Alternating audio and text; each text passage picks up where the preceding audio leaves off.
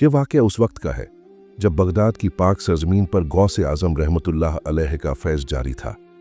उनकी खानकाह में एक मुरीद रहा करता था जिसका नाम अहमद था। मौसम की शिद्दत थी और मुल्क में कहत का साया गहरा चुका था। एक दिन मुरीद अहमद भूख और तकलीफ से बेहाल होकर गौसे आज़म रहमतुल्लाह अलैह की खिदमत में हाजिर हुआ। उसके चेहरे पर मायूसी थी और आंखों में आंसू। उसने अर्ज किया, हुजूर, मेरे इम्तिहान ख़त्म नहीं होते, अब तो फाकों की नौबत है। हम सब्र कर रहे हैं, लेकिन अल्लाह ताला की तरफ से ये आजमाइश क्यों? हम तो इबादत भी करते हैं, क्या अल्लाह ताला हमारी फरियाद नहीं सुनता? गौसे आज़म रहमतुल्लाह अलैह ने मुस्कुराकर उसकी तरफ देखा और फरमाया, ऐ अहमद, तू गलती कर रहा है।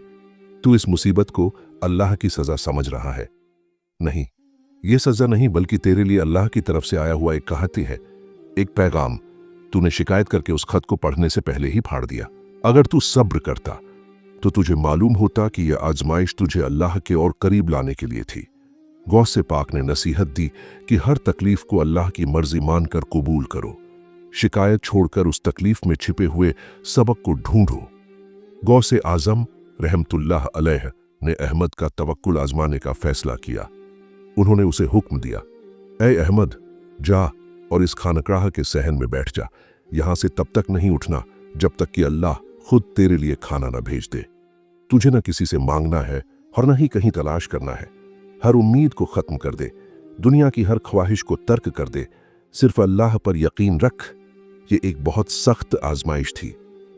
अहमद ने हुक्म मान लिया और सहन में बैठ गया।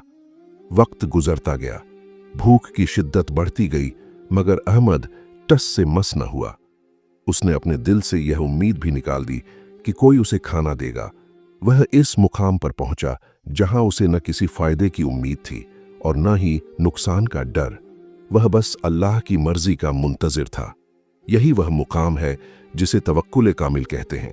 जैसे जैसे भूख बढ़ी, अहमद के अंदर एक भयानक जंग शुरू हो गई। ये जंग डाकुओं से नहीं बल्कि उसके अपने नफ्स से थी।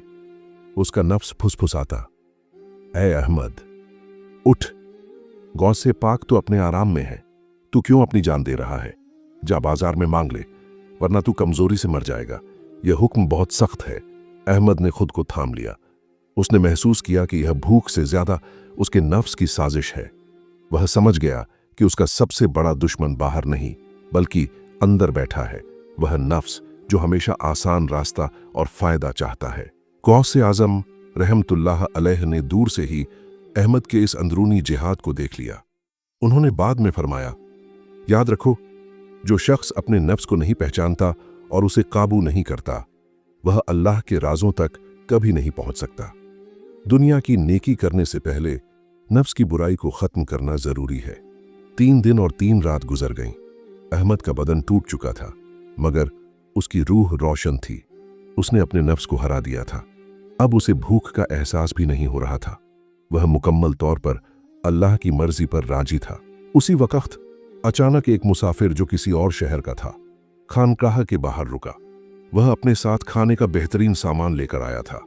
उसने सीधे आकर गौसे आज़म रहमतुल्लाह अलैह से पूछा, ऐ हुजूर, क्या यहाँ कोई ऐसा शख्स है जो मुकम्मल तौर पर अल्लाह पर भरोसा रखता हो? मुझे ख्वाब में हुक्म हुआ है कि यह खाना उसी के लिए है। गौसे पाक ने मुस्कुराकर अहमद की तरफ इशारा किया। अहमद को खाना मिला, मगर उसे खाते वक्त उसके चेहरे पर खाने की खुशी नहीं बल्कि अल्लाह की मर्जी पर राजी होने का सुकून था।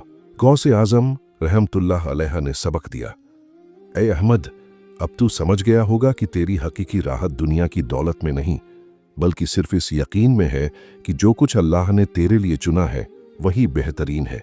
जब तू अपनी ख्वाहिश छोड़ता है तो अल्लाह की मर्जी में हमेशा सुकून पाता है।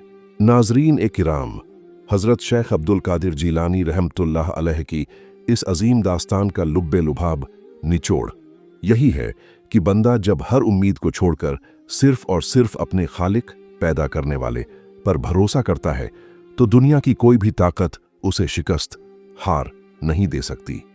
याद रखिए, तवक्कुल, अल्लाह पर भरोसा, महज जुबान का कौल बात नहीं बल्कि दिल का अमल है। जब आप अपनी हर मुश्किल, अपनी हर ज़रूरत और अपनी हर ख्वाहिश को अल्लाह के सुपुर्द कर देते हैं। अल्लाह कभी आपको अकेला नहीं छोड़ता। वह आपके लिए ऐसे दरवाजे खोलता है जिसका आपने तसव्वुर भी नहीं किया होगा।